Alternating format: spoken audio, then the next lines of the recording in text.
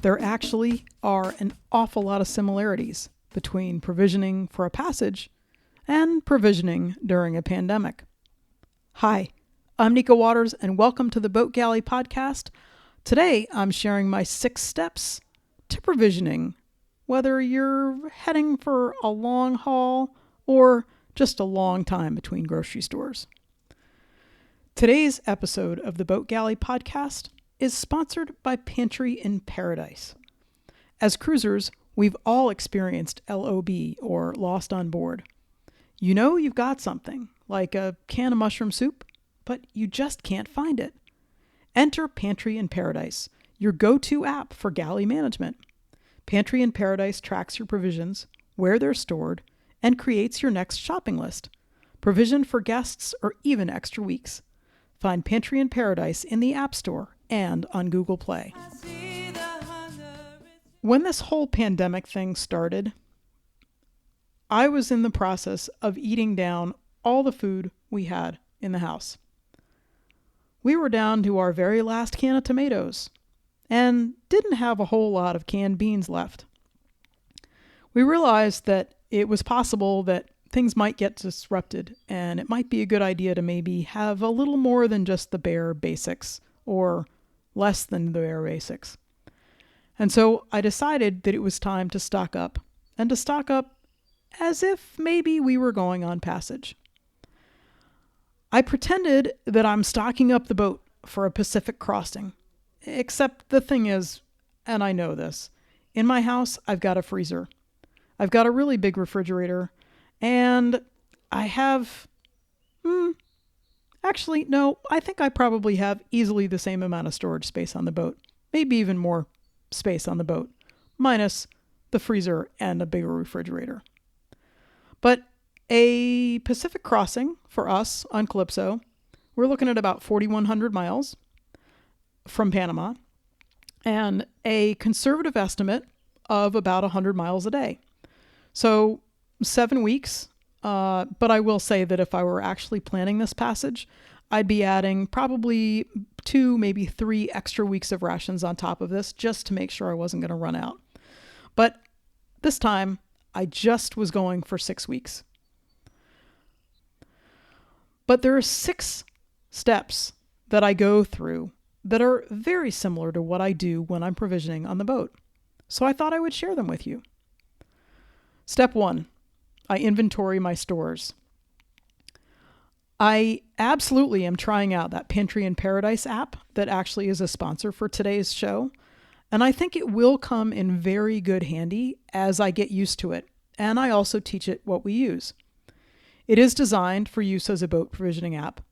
But right now, I'm not doing things a whole lot dissimilarly. The really big difference between how I'm using that app now and what I will do on the boat is that my storage spaces are pretty different. I start my provisioning and my inventorying of stores, which is step 1, by writing down every single thing that I have in a notebook, and then I transfer it to the app. I start with everything that I have. Step 2 is I think about the amounts of things. And I do. I think about dinner because that's sort of primary, because lunch is usually leftovers or a salad or scrounge up some interesting combinations. And I think about the fact that maybe we want to eat meat 2 or 3 times a week. There are 4 of us, so that's a pound, a little bit over a pound. So I'm looking for 3 pounds of meat a week. For 6 weeks, 18 pounds of meat. And I probably am going to round it up just because.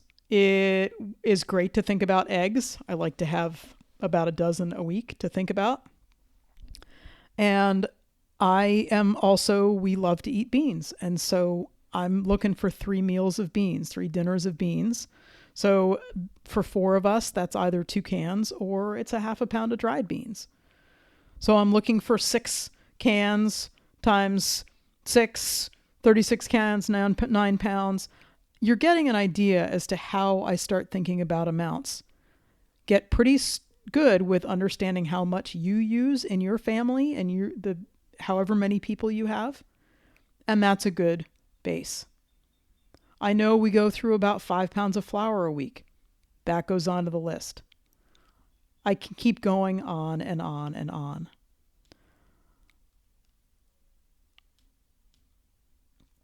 One of the things that might be helpful to you is that my meal planning process is pretty basic. I don't go at it with, here's what we're going to eat and make sure that I have everything done. Instead, I just think of generals and build it that way. So when I am making my grocery list, I don't have that very specific kind of meal planning that goes on, just so you know. Second part of step 2 is fresh stuff. And so I'm looking for lots and lots of vegetables and lots of fruit. And I know that there will be some things that live outside of the refrigerator for the first week until we eat it down to a manageable size. And then I can move some things in as space becomes available. I tend to think about things like cabbage and carrots, potatoes, peppers, apples, and citrus as lasting for a very long time. And those form the bulk of the fresh stuff that I get. And then I add to that. Sometimes it's just looking at what we've got or as I go through the store and saying, oh, I'll get some of that. Cheese definitely takes priority in our family. And so that's a fridge thing that I'm happy to give up fridge space for cheese. On the boat, I store cheese in the bilge until I open it and then I put it in the fridge. But I can stash a lot of cheese on the boat. Step 3, I put my list onto my preferred grocery stores app. And a lot of large grocery stores have apps these days. And one in particular that I'm used to at the store that I go to a lot, you can actually store your grocery list and then sort it by aisle, not just by section or department. And it's really helpful for a few reasons. And some of that is that maybe something that you want isn't in a place that makes sense to you. So an example that I had on this is that one of the stores that I used to go to had tampons and pads in with cleaning supplies. Nope, I can't say that I ever would have thought to look for tampons next to the bleach, but by sorting by aisle, it would make it easier for me to find that. And sorting by aisle can help with fast in and out. I print that list out, physically cross off items as I go along. I don't like to pull my phone out when I'm shopping. I really like having that list in front of me and crossing it off. Step 4, I plan how I'm going to do my shopping. That happens both within the store during this pandemic time and also in terms of which stores I go to. If I'm talking about provisioning for going passage making, I will start doing my bulk, long-lasting food first. And I get that stuff bought and stashed. And then very last minute, I do things like the fresh things that I need and then the dairy and meats and that sort of thing. Those come last. During pandemic time, I am going to start by going for the things that are in short supply right now.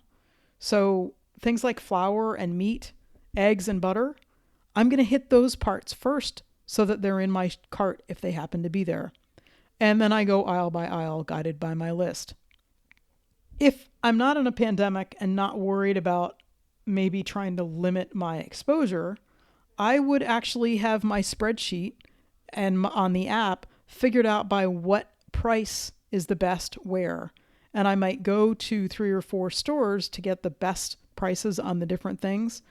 But right now, I'm just going and buying everything. If I can find it all in the one store, I'm going to go buy it and not stressing too much about the amount that it costs. Step 5, come home, unload, clean my stuff, and stow it away. On the boat, it'd be the same thing. I'd finish buying. I'd bring it all back to the boat. I would unload it all from the bags, clean off anything that needed to be cleaned, and stow it away.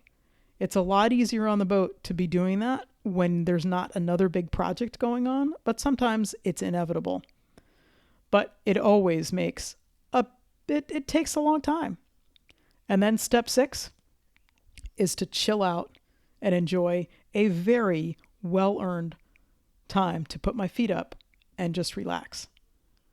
The one thing that's different about provisioning for the boat is that chilling out on the boat, I've got an incredible water view.